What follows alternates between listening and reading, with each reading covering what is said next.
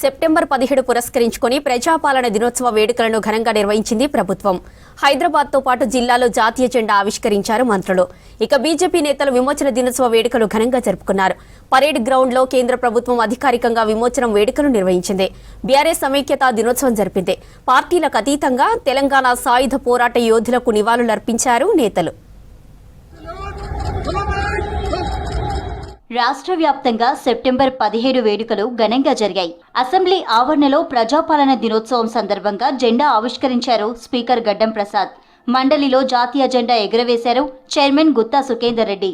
ఆదిలాబాద్ జిల్లాలో ప్రజాపాలన వేడుకల్లో పాల్గొన్నారు ప్రభుత్వ సలహాదారు షబీర్ అలీ.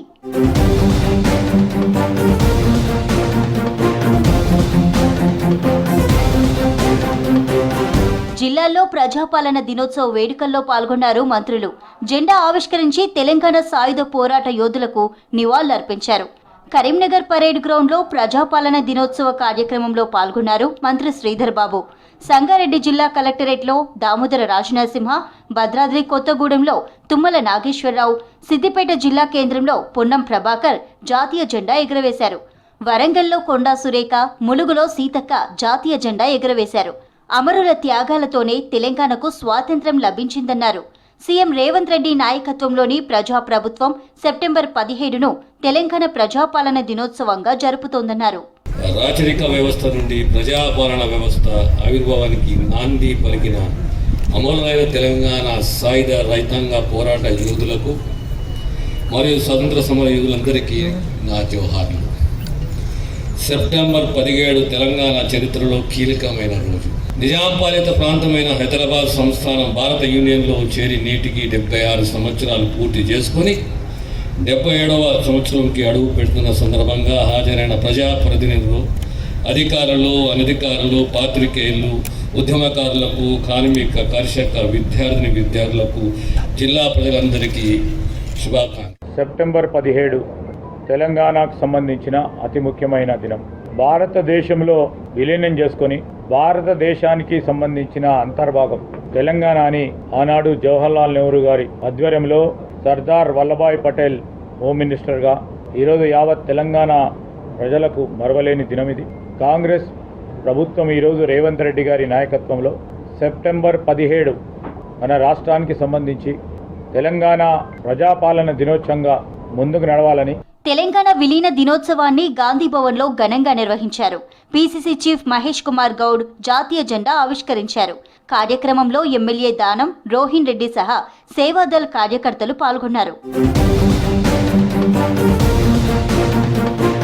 1948 సెప్టెంబర్ 17 తర్వాతే హైదరాబాద్ సంస్థానంలో తెలంగాణకు స్వాతంత్ర్యం వచ్చిందన్నారు కేంద్ర మంత్రి కిషన్ రెడ్డి.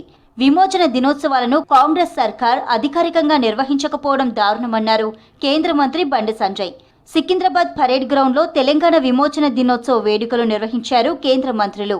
నిజాంకు వ్యతిరేకంగా చేసిన పోరాటం ప్రపంచ చరిత్రలోనే అపూర్వమైన ఘట్టమని తెలిపారు. అంతకుముందు నాంపల్లిలోని బీజేపీ ఆఫీస్లో జాతీయ జెండా ఆవిష్కరించారు కేంద్ర మంత్రి కిషన్ రెడ్డి. ఉద్యోగి అయినా కాకపోయినా, రిటైర్ ఎంప్లాయ్ అయినా కాకున్నా 70 సంవత్సరాల్లో ఈ దేశంలో ఉన్నటువంటి ఎవ్రీ సిటిజన్ ఈరోజు 5 లక్షల రూపాయల ఆయుష్మాన్ భారత్ వాళ్ళకు వర్తించేలా నిర్ణయం తీసుకున్నాం. ఇది చాలా పెద్ద నిర్ణయము. మరి తల్లిదండ్రులను నిర్లక్ష్యం చేస్తున్నటువంటి పరిస్థితి ఈరోజు సమాజంలో కొన్ని కోట్ల మందిని మనం చూస్తూ ఉన్నాము. అందుకే అలాంటి వాళ్ళందరూ కూడా 30% నుంచి 10% వరకే తక్కువ ధరల్లో వాళ్ళకు మెడిసిన్ మందులు కూడా ఇచ్చేటువంటి కార్యక్రమాన్ని కూడా ఈరోజు చేపట్టడం జరిగింది. ఎంతో మంది పోరాటం వల్ల స్వేచ్ఛా వాయువులు పీల్చుకుంటున్నామన్నారు బీఆర్ఎస్ వర్కింగ్ ప్రెసిడెంట్ కేటీఆర్.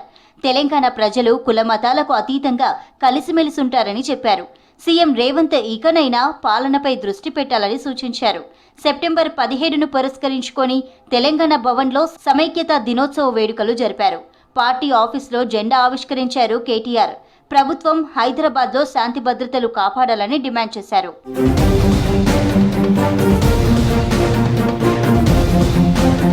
పార్టీల పిలుపు ప్రకారం కాంగ్రెస్, బీజేపీ, బీఆర్ఎస్ నేతలు సెప్టెంబర్ 17 జరుపుకున్నారు. ఎవరికి వారు విలీన, విమోచన, సమైక్య దినోత్సవాల పేరుతో వేడుకలు నిర్వహించారు.